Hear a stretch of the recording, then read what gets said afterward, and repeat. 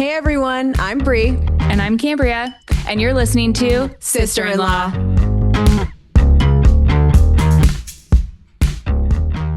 Hello. Hi, Sel. How you doing? I'm tired. Yeah, Yeah. I get that. I feel tired too. This is the latest we've ever recorded. And I know. It's past, I'm impeding on my sleep routine right now, as we You're going to turn discussed into a last pumpkin week. during this. Yeah. I know. You guys are going to see a metamorphosis like you've never seen before.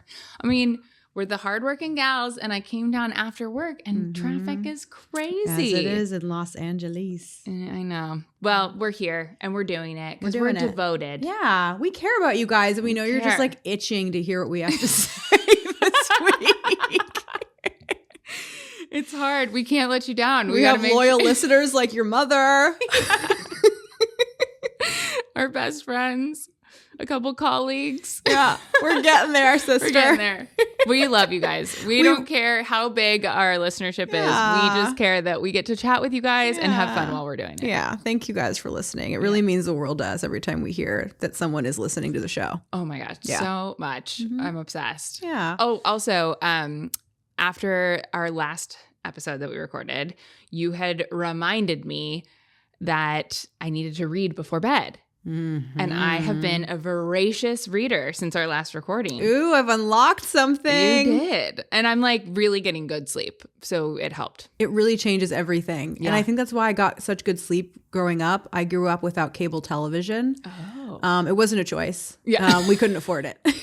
Understood. But it really helped shape me as a reader. Yeah. It had me reading at like a high level when I was like super freaking young. Right. And all my siblings as well. So, and I think that's why I got like such good sleep in my youth. Yeah. No, I mean, I see it. Like, you know, when you go to therapy and your therapist says something and you're like, duh, like I knew that. That's so obvious.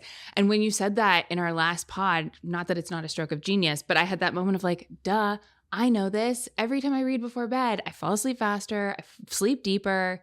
I'm having some weird dreams, but Oh yeah. yeah.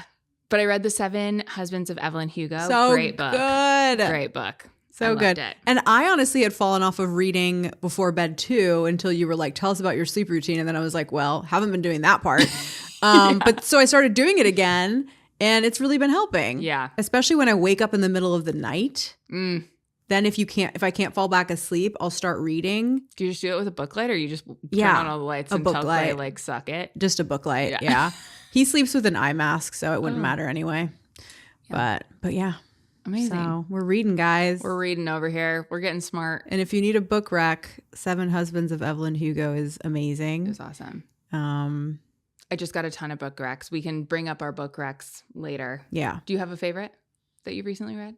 I'm reading, so I'm a huge Sarah J. Maas fan. She just went on Call Her Daddy and like dropped that she's releasing 2 more books in the ACOTAR series, which is huge. Yep. But you read the whole series, right? I read the whole series, and then I read the Kingdom of Ash series, which is like 7 or 8 books. Wow. Yeah, it was one of the best series I've ever read.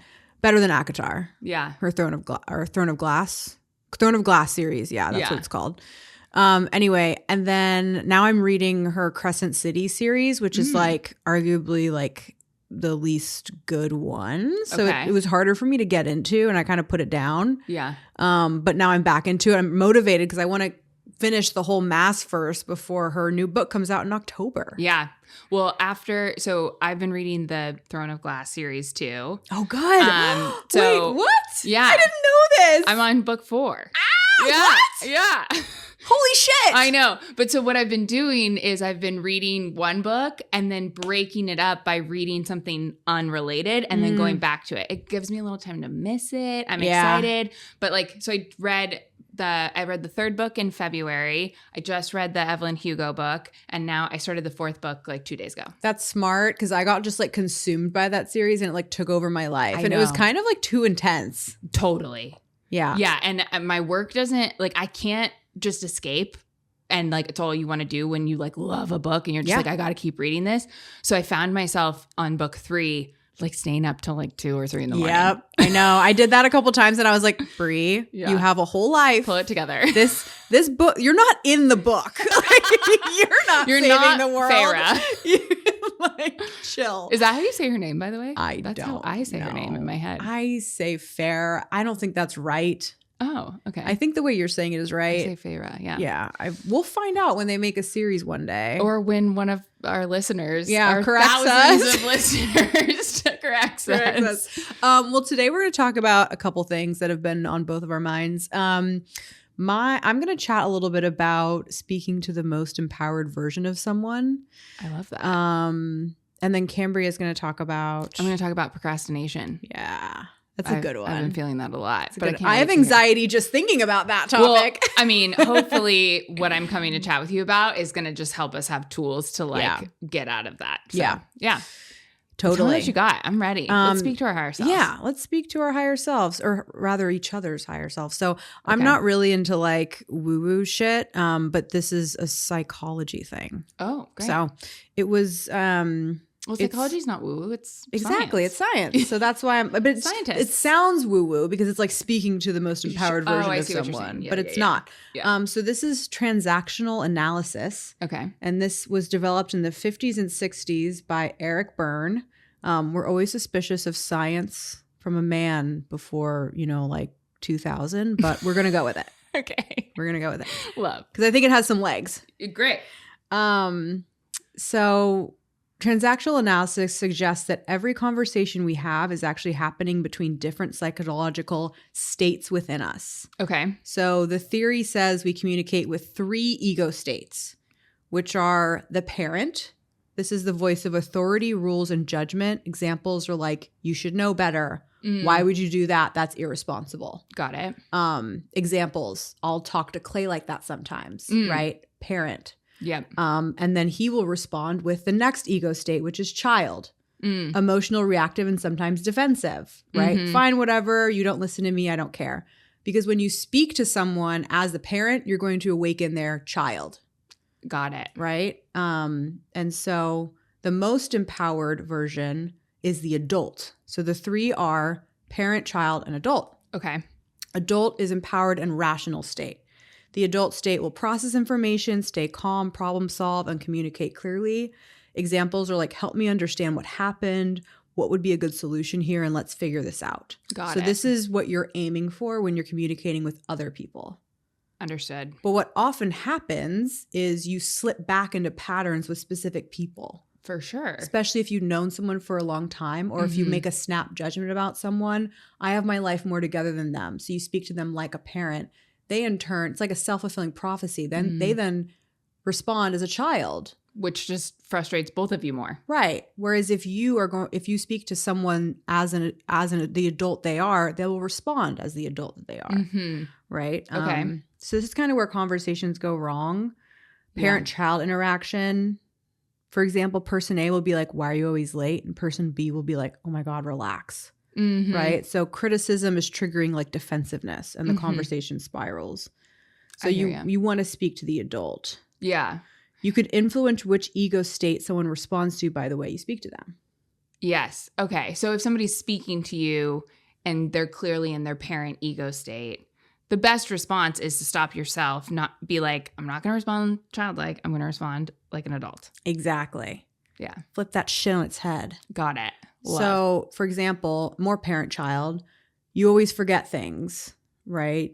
You can say, instead of saying you always forget things, right, to someone, you could say, hey, can we figure out a system so this doesn't happen again? Mm-hmm. So you're inviting their most empowered self into the conversation. Got it. And this is like where it really hits home, because I feel like we all have relationships in our lives, whether it be with like an actual parent that we might start speaking to like they're a child. Right. Right? Yeah. We're full-grown adults now, and sometimes they don't know shit. Right. Right? Or like a sibling. Yeah. I might speak to my sister like she's a child because I still see her that way or whatever. Yep. People often become the version of themselves that others expect. That makes sense. So if someone feels constantly criticized, they may start behaving more irresponsibly. But if someone feels respected and trusted, they'll rise to that expectation. Okay. So the question becomes, which version of someone are you speaking to? Their best self or their worst self? Yeah. And which version of someone do you want? Their best self or their worst self? Like, are you going at them? Yeah. Yeah. I love this. I think that's awesome.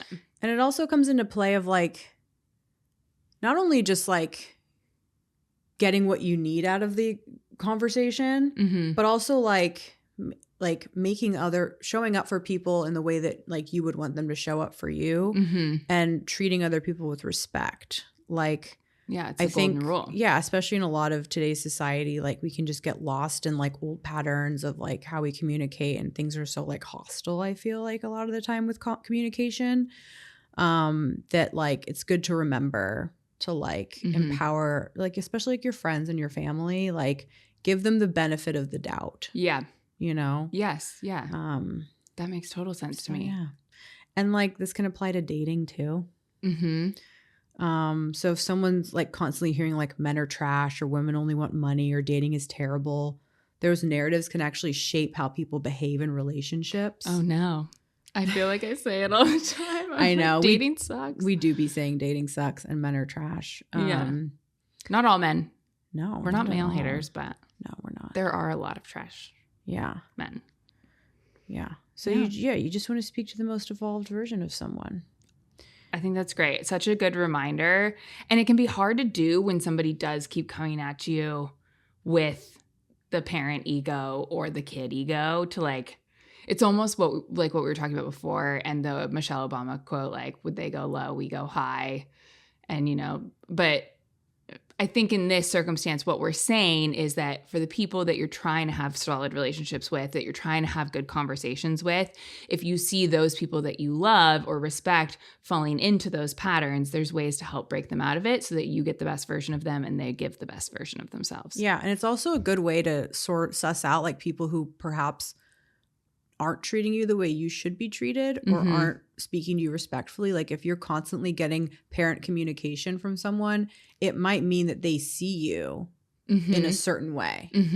Still, if you've grown maybe or changed or whatever. Yeah. So it's good to be aware of that because you don't want, that's like an energy vampire kind of thing. Like you don't really want that around you. Not saying like cut people out of your life, but like maybe have a conversation about the way, like we were talking about with the 10 Commandments a couple episodes ago, like you got to have an uncomfortable conversation sometimes if someone's speaking to you that way. Right.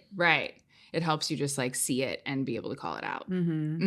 Yeah. Don't say like, you're speaking to me like a child. Speak to them like an adult. Love this. Yeah. I think this is such a good reminder for all of us. Yeah. Amazing. Well, thanks. Of course. Okay. So I was actually talking to your husband, my brother, just yesterday, and he was mentioning how he felt like he had been procrastinating recently, and I have felt that so hard. Same. I was talking to multiple friends about this like a couple weeks ago, and I was like, I don't know why I'm procrastinating some of these big projects right now because it's causing me a lot of stress. Yeah. So I thought I'd look into it for all of us, because I think everybody can relate to this to some degree. So I think the theme that comes up with procrastination is like terms like you're lazy, you have lack of discipline, you're bad at managing your time. But psychology, we're both scientists and psychologists today. We're scientists. Yay. But psychology is actually showing something totally different. Procrastination is usually not a time management issue. It's an emotional regulation problem. So studies show that 95% of people procrastinate sometimes. Everybody can procrastinate. I don't know who the 5% is, but I'd like to meet somebody that never procrastinates. That's crazy. Michelle Obama. I'm sure she procrastinates. She's so human and so cool. I know. I was just thinking of the most perfect person I can think of. Yeah, totally. Okay, but around 20 to 25% of adults are chronic procrastinators. And there's something else interesting that I read was we're actually most likely to procrastinate on things that matter the most to us. Totally. Yeah, that sucks. So why is that? Let's talk about it. Okay, so before we go into the psychology of it, I'm going to ask you a few questions. I'm going to put you on the spot. Hopefully this is fun for you. Okay, so first question is, can you think of one thing you've been procrastinating lately?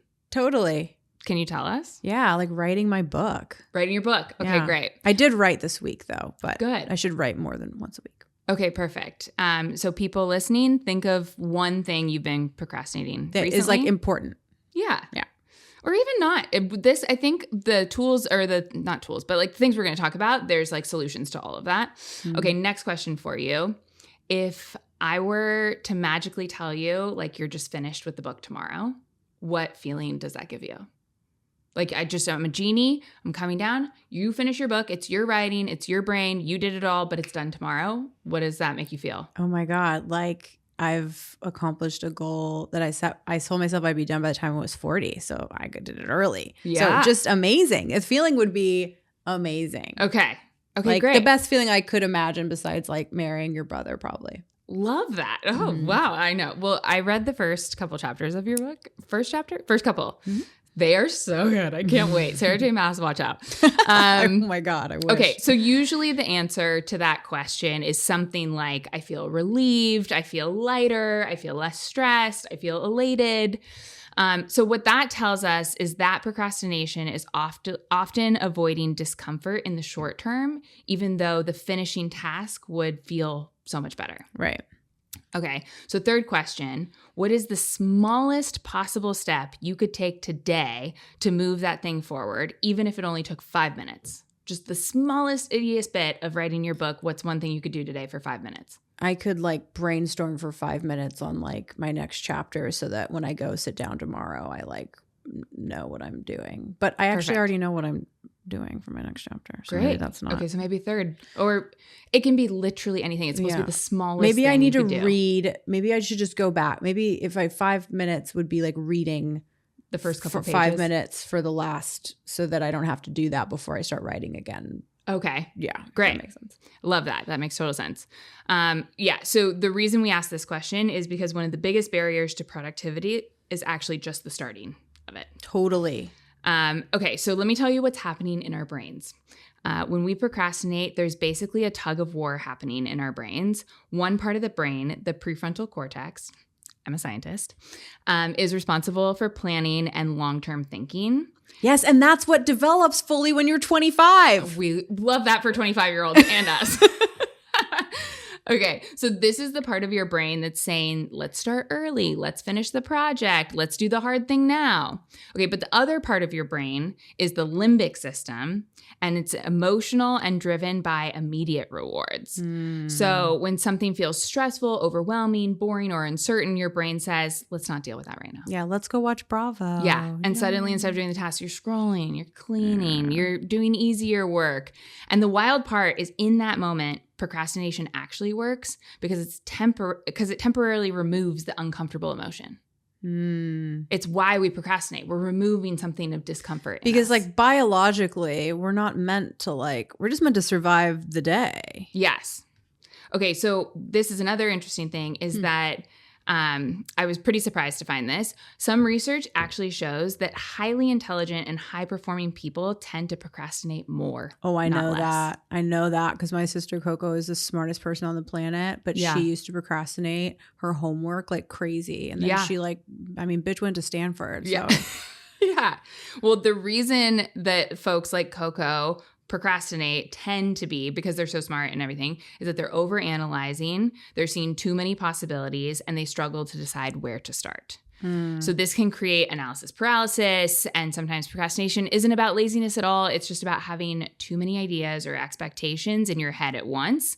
And so I think that's why a lot of really ambitious people tend to relate so strongly to like this topic. Have you seen that the kids are getting together and doing admin days? No, but I told Clay yesterday, I think you should block off an admin day because I think it would just clear out your procrastination brain. Yeah, they're like getting together to hang out. Yeah. But instead of like drinking and partying, they're like, I have this task to get done. And they're all just like sitting around a kitchen table with their computers and they're doing their admin. I think and I'm that's like, really you sweet. go, kids. Yeah. Yeah. Don't forget to have fun, but I love that. Yeah. I hope you go out after. But yes. The admin day. So let's now talk about the 5 emotional drivers of procrastinating, because we now know procrastination is emotionally driven. So there's 5 like triggering emotions that lead to procrastination. So one is fear. Sometimes we procrastinate because we're afraid of the outcome. I want you to think too, while we're going through this, if you, listener, had something you thought of at the beginning of this little segment that you were procrastinating, or Bri, in your case, the book writing, maybe try and associate which emotion your procrastination you think is tied to. Okay. So first one's fear. So we procrastinate because we're afraid of the outcome. This often happens when things are tied to our identity. Examples might be pitching an idea, posting something publicly, trying something new. And you might think about the task constantly, but still avoid starting it. The thought pattern is often, I'll start when I feel more ready. And you're never going to feel more ready. Spoiler alert. I know. I mean, that kind of sounds like the book situation. I don't know. Does that resonate with you? Totally. Yeah. Well, yeah, it's more about like, oh, what if I finish and then like I can't publish it about it? Yeah. Yeah. Right. Okay. The next emotion that's tied to procrastination is kind of a sub emotion of fear. It's perfectionism. So instead of avoiding the task completely, you might over-research, over-edit, redo things repeatedly. Nothing feels good enough to finish. The third emotion could be boredom. So some tasks like simply just don't feel good. Like we have to do them, but like they don't release any dopamine, and it's just admin work or forms or chores, and your brain's just like looking for anything interesting to do. Yeah. I mean, that's like the other thing I was thinking about that I've been procrastinating on is changing my name, and that's just paperwork. Yeah. I heard something crazy about changing your name and voting rights. I need to look into it more before we say something here. I know about it. But I saw that the other day and I was like, reminder to talk to Bri about that. Mm-hmm. Yeah. Okay. Well, we'll look into that and maybe we'll come back and chat about it. I want to make sure you can vote because your voice really matters to me. Thank you, ma'am. Okay. And then the next emotion is uncertainty. It's another huge driver. You're not avoiding the task because you're scared or you're bored, but you're avoiding it because you don't know how to begin. Like the project feels fuzzy. Your brain is just like hating ambiguity. So you just like don't know where to start. Yeah, that's how I feel about the name change thing. I mean, I even had a kit that Gianna Butler, shout out Gianna, got me for our wedding. Yeah. But like even then it's like I still don't know, what I'm getting into. So it's like hard to start. Yeah. Yeah. Okay. And then the last emotion is overwhelm. And then this one's like, this isn't about a big project, but it's about too many things at once. So a million little projects, some big ones mixed in. This is when the brain sees just like too many open loops. And so it often loops and it often shuts down. And that leads to procrastination. That's why we love lists. Yes. We love a list. Love a list. Okay. So now I want to talk about, I think something that people maybe don't stop and think about is burnout versus emotional avoidance or procrastination. Oh. So I think another important question when you're telling yourself like, oh, I'm procrastinating so much, like, is it actually procrastination or are you donezo? Like, yeah, because the solutions for burnout versus procrastination are opposite. Yeah. What's the difference? Because I've had both. Yes. I mean, well, burnout affects everything. Yeah. So burnout is like, remember earlier when I asked you the question, like, what's the feeling that you have when I say like your book is just written for you and you're like happy, elated, relieved? If your response had been the same, I feel the same. I feel like I'm still upset. Burnout. I'm still overwhelmed. That's considered burnout. So you just feel exhausted across the board. Even things that normally feel like that you enjoy normally feel draining. Like emotional avoidance is usually task specific, but like you might avoid one task but happily do others. Like the helpful question here is, like I just said, like if it's magically done, are you still exhausted? So how do we break the cycle? Yeah. I'm not here with doom and gloom of just like everybody's procrastinating, everybody's burnt out. We're going to fix this today for everyone. For everyone. Tell us, Cam. Okay, no problem. Okay, so once you understand what's driving the procrastination, which like emotion is driving it, then the goal isn't to force yourself harder. It's to start making things easier, right? Like you're procrastinating because things aren't easy. So a few things that help: shrink the task, focused on the literal smallest step.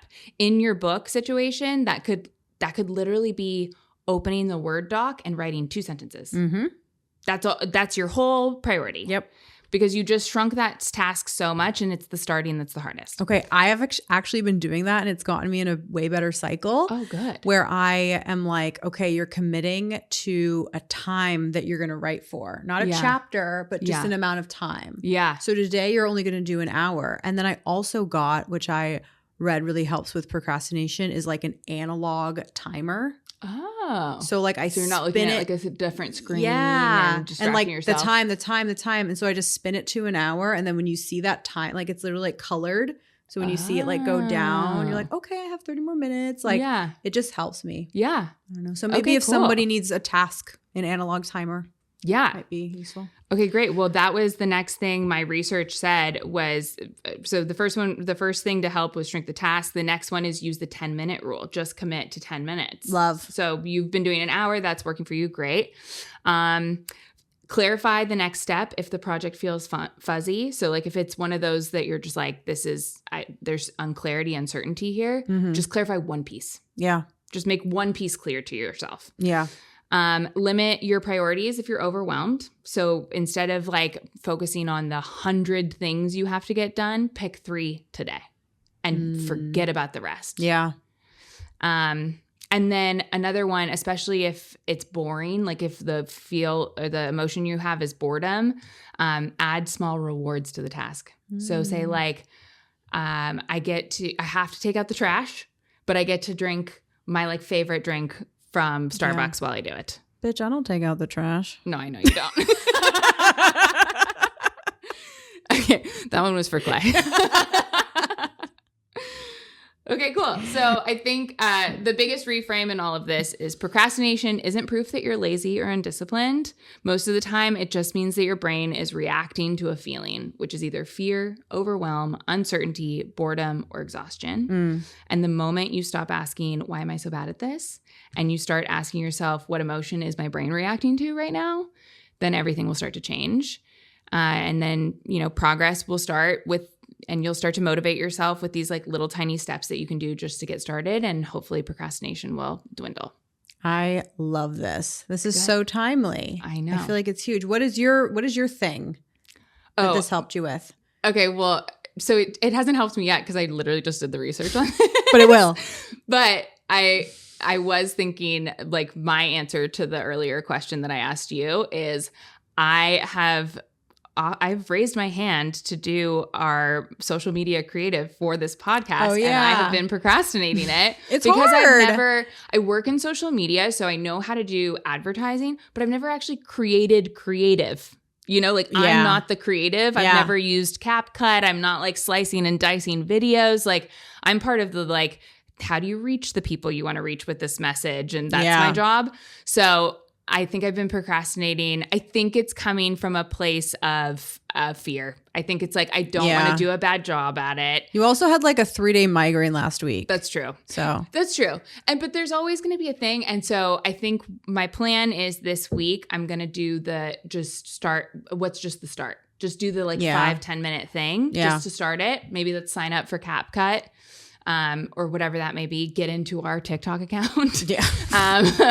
But let's start there. Yeah, but whatever that is, I'm going to do that this week because I think that's a good practice after this. Yeah. And then you'll be like such a well-rounded social media guru. Totally. You'll know every side of it. Totally. And the truth is I do have time. Like I have the available time. So like, the procrastination is just coming from a place of I want it to be good. Yeah. I think too, like people should not feel bad about themselves so much because that just makes you procrastinate more. I know. Because then it's like you're not speaking to the most empowered version of yourself. 100%. And also, if you procrastinate, you're a genius. Remember, high achieving people procrastinate more. I'm a freaking genius author. You are a genius. And I can't wait for everybody to read your book when you're 40. On that note, bye guys. Love you. Bye. Thanks for listening. Thanks for listening to Sister-in-Law. If you enjoyed this episode, please leave a 5-star review to help get the word out about the show. And be sure to subscribe so you never miss another conversation.